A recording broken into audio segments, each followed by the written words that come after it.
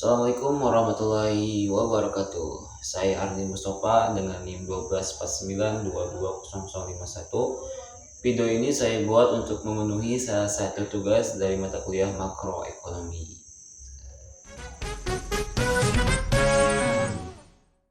Pernah gak sih kalian ngerasa kok makin lama harga barang-barang itu semakin naik ya?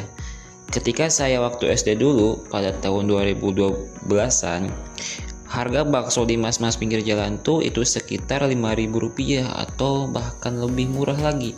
Nah, sekarang di tahun 2025, harga bakso itu berubah menjadi Rp15.000 atau bahkan bisa lebih. Atau contoh lain nih, harga gorengan dulu pada saat waktu SD itu tuh 1.000 itu bisa mendapat 3 gorengan gitu. Nah, sekarang 1.000 itu cuma dapat 1 gorengan. Dan faktanya harga barang dan jasa itu emang makin lama makin naik. Apalagi nih harga kebutuhan produk pokok. Menurut data dari Pusat Statistik, harga rata-rata beras di Januari tahun 2010 itu adalah 6.700-an per kilonya. Sementara harga beras rata-rata di Januari tahun 2020 itu adalah 12.300-an per kilonya. Nah, harga rata-rata beras grosir itu naik sekitar 85% per kilonya dalam waktu 10 tahun terakhir. Nah, sebenarnya apa sih yang terjadi gitu? Kenapa harga-harga barang itu naik terus gitu? Nggak tetap sama aja sih dari dulu sampai sekarang?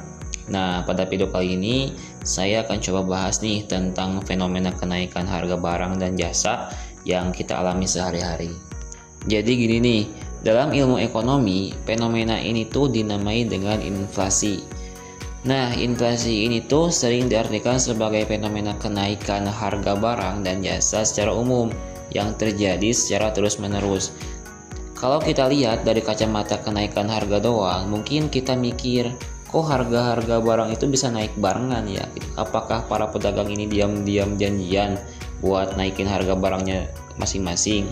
Nah, jawabannya enggak, karena fenomena ekonomi ini tuh terjadi dengan natural akibat adanya perubahan di beberapa komponen dalam perputaran roda ekonomi.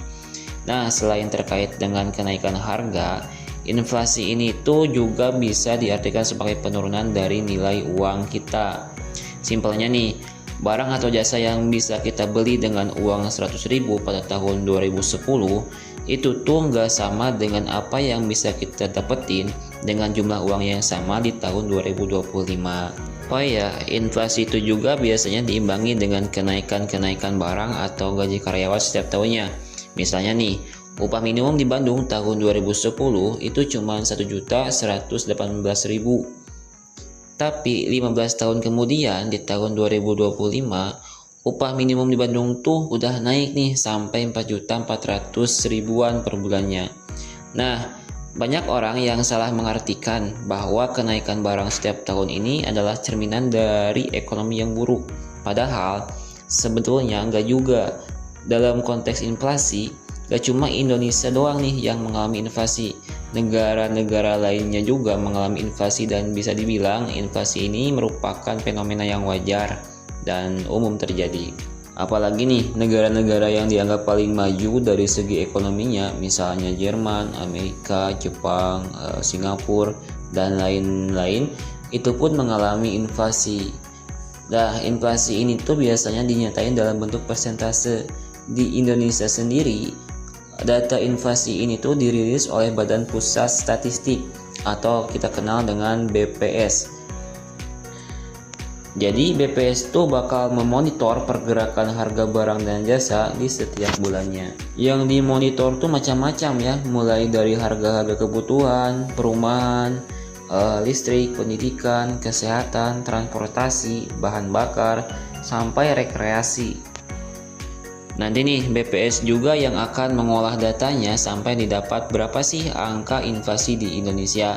Nah, kita sebagai masyarakat biasa nih bisa ngelihat angka inflasi yang dirilis oleh BPS itu di website Badan Pusat Statistik atau di website Bank Indonesia. Misal nih, inflasi tahun 2019 itu ada di angka 2,72%. Artinya secara rata-rata ada kenaikan harga sebesar 2,72% untuk barang dan jasa di Indonesia pada tahun 2019.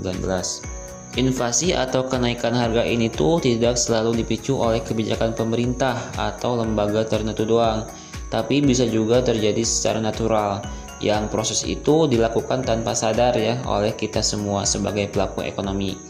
Entah kita sebagai pedagang, pemberi jasa, pemberi upah produsen pabrik, sampai peran penjual di toko retail.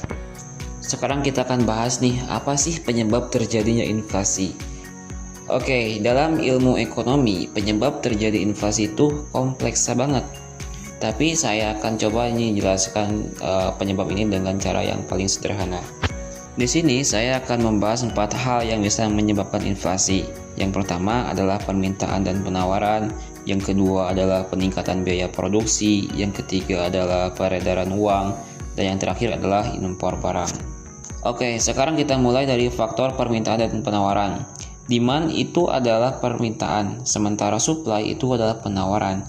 Ini adalah prinsip ekonomi yang klasik banget dan selalu terjadi di mana-mana. Simpelnya nih, kalau banyak orang yang mau satu barang tertentu, tapi jumlah barang itu terbatas, ya harganya akan cenderung naik. Sebaliknya, kalau jumlah barangnya ada banyak, tapi yang pengen barang itu tuh cuma sedikit, ya harganya akan cenderung turun. Nah, apa sih yang bikin demand atau permintaan masyarakat terhadap barang dan jasa itu naik? Ada banyak faktornya tentunya, misalnya nih jumlah penduduknya bertambah, pendapatan masyarakat bertambah, atau bisa juga karena selera. Contohnya, masyarakat sekarang terutama Gen Z itu pada demam Korea. Otomatis penjualan pada perintilan Korea bisa jadi naik tuh, mulai dari makanan, make up, sampai aksesoris dan fashion Korea. Lanjut nih ke poin selanjutnya, yaitu meningkatnya biaya produksi. Jadi gini nih, barang-barang yang kita pakai sehari-hari itu bisa diproduksi oleh perusahaan atau home industry. Nah, dalam proses produksi, tentu produsen tuh harus ngeluarin biaya untuk beli bahan baku, untuk beli mesin produksi, bayar tenaga kerja, sampai bahan bakar. Misalnya nih, tahun 2022 lalu kan sempat ada kenaikan harga bahan bakar minyak nih. Tepatnya pada tanggal 3 September tahun 2022. Nah, harga bensin Pertalite itu naik dari 7.650 perak jadi 10.000, dan bensin Pertamax juga naik dari 12.500 menjadi 14.500. Dan solar juga mengalami persentase kenaikan harga yang hampir sama nih dengan kenaikan harga bensin. Nah, mungkin kamu mikir bensin doang yang naik. Jangan salah. Bahan bakar minyak itu punya peran yang sangat krusial dalam perputaran roda ekonomi. Bensin dan solar itu jadi rangkaian penggerak barang di seluruh dunia. Coba kamu bayangkan deh, misalnya nih, ada satu perusahaan pembuat roti, harga bahan baku roti seperti tepung dan telur itu mengalami kenaikan karena biaya distribusinya naik akibat kenaikan harga BBM tadi. Nah, si perusahaan rotinya itu juga harus mengeluarkan budget lebih nih untuk biaya distribusi karena kenaikan harga BBM. Sederhananya, biaya produksi perusahaan roti tersebut tuh jadi naik, dan pada akhirnya perusahaan roti tersebut menaikkan harga jual rotinya kepada konsumen. Nah, masalahnya kenaikan BBM ini tuh gak cuma berdampak pada perusahaan roti doang. Ini tuh berdampak pada perusahaan besar, perusahaan kecil, industri rumah tangga, pedagang, dan juga masyarakat secara umum. Contoh lainnya yang di bidang tenaga kerja, ini tuh berkaitan banget sama UMR. Kalau misal nih UMR naik, perusahaan atau pemilik usaha itu kan harus ngeluarin budget lebih nih untuk bayar tenaga kerja. Nah, biaya produksi dari sisi tenaga kerja tuh akan naik, dan ujung-ujungnya perusahaan itu harus naikin harga produknya yang dijual ke masyarakat. Mungkin ini juga bisa menjawab nih pertanyaan dari masyarakat. Kenapa sih pemerintah ini gak naikin UMR jadi setinggi-tingginya gitu agar para pekerja ini sejahtera? Nah, salah satu alasannya, jika kenaikan UMR dilakuin dalam jumlah yang signifikan dan dalam waktu yang singkat, para pengusaha yang membayar upah itu kan akan dikenakan biaya produksi yang tinggi, sehingga mereka tuh bakal naikin harga barang yang nantinya dijual ke masyarakat. Ujung-ujungnya walaupun gaji naik, tetap ada harga barang-barang itu ikutan naik juga. Lanjut nih ke poin selanjutnya, yaitu karena jumlah uang yang beredar. Nah, saya akan coba jelasin ini pakai satu contoh. Ketika menjelang hari raya lebaran, para pegawai dan karyawan itu umumnya bisa dapat THR nih. Gampangnya mereka itu dapat ekstra sekitar 1 kali gaji menjelang hari raya. Nah, otomatis pada bulan tersebut mereka dapat uang 2 kali lipat dari biasanya. Masyarakat punya lebih banyak uang, daya beli masyarakat tuh akan naik dari yang tadinya gak mampu beli nastar sama kue kaleng, sekarang jadi mampu. Dari yang tadinya gak kepikiran buat beli emas buat nanti oleh-oleh ke kampung, sekarang bisa beli emas beberapa gram. Karena daya belinya naik, jumlah permintaan terhadap berbagai jenis barang naik. Terus kalau barang laku, biasanya para pedagang responnya gimana? Ya, kalau dagangnya laku, pembelinya banyak, mereka akan cenderung naikin harga. Supaya apa? Supaya keuntungannya bertambah. Nah, mumpung dagangannya laku, ujung-ujungnya apa? Ujung-ujungnya ya kenaikan harga yang berdampak pada inflasi. Ini juga dibuktiin dengan angka inflasi di hari raya yang secara umum tuh lebih tinggi dibanding bulan-bulan lainnya. Lanjut nih ke penyebab terakhir, yaitu barang impor. Jadi begini, negara umumnya kan biasa berdagang nih satu sama lain. Nah, masalahnya harga barang impor tuh bisa naik karena banyak faktor. Misalnya karena negara asal produknya tuh lagi mengalami inflasi yang tinggi, atau karena ada kebijakan baru di bea cukai, hingga ada tambahan potongan pajak, biaya administrasi, dan lain-lain.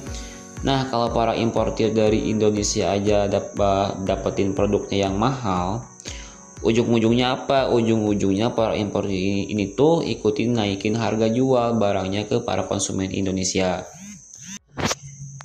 Itulah kenapa harga jual iPhone di Indonesia itu lebih mahal kalau kita bandingin dengan harga iPhone di luar negeri.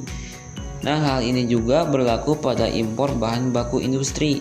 Kalau harga bahan baku yang kita dapetin dari negara lain itu naik karena negara yang bersangkutan itu lagi mengalami inflasi yang tinggi, ujung-ujungnya ini tuh bisa jadi efek berantai pada harga produk jadi di dalam negeri kita.